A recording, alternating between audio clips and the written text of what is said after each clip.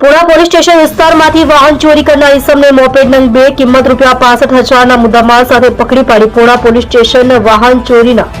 અનડિટેક્ટ ગુનાનો ભેદ ઉકેલતી પુણા પોલીસ સર્વેલન્સ સ્ક્વોડ મહેરબાન પોલીસ કમિશનર સાહેબ શ્રી તથા ખાસ પોલીસ કમિશનર સેક્ટર 1 સાહેબ શ્રી તથા નાયબ પોલીસ કમિશનર સાહેબ શ્રી ઝોન 1 તથા મદદનીશ પોલીસ કમિશનર સાહેબ શ્રી બી ડિવિઝન નાઓએ સુરત શહેરમાં બનતા વાહન ચોરીના બનાવ અટકાવવા તથા શોધી કાઢી કાયદેસરની કાર્યવાહી કરવા આપેલી સૂચના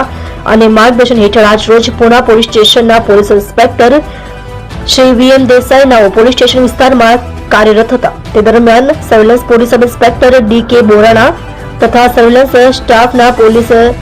માણસો સાથે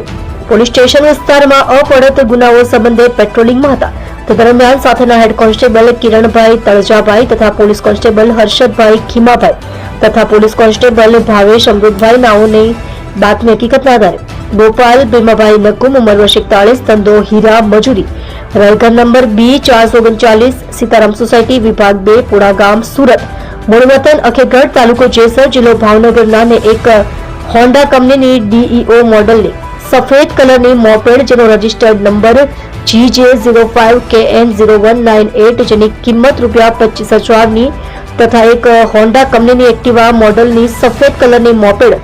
જેનો રજિસ્ટર્ડ નંબર GJ24AC5032 જેની આશરે કિંમત ₹40,000 મળી કુલ્લે કિંમત ₹65,000ની મત્તાના મુદ્દામાલ સાથે પકડી પાડી પુણા પોલીસ સ્ટેશનના વાહન ચોરીના અનડિટેક્ટ ગુનાનો ભેદ ઉકેલવામાં આવેલ છે. તમે જોઈ રહ્યા છો કેપી ન્યૂઝ ચેનલ રફીક શેખની સાથે.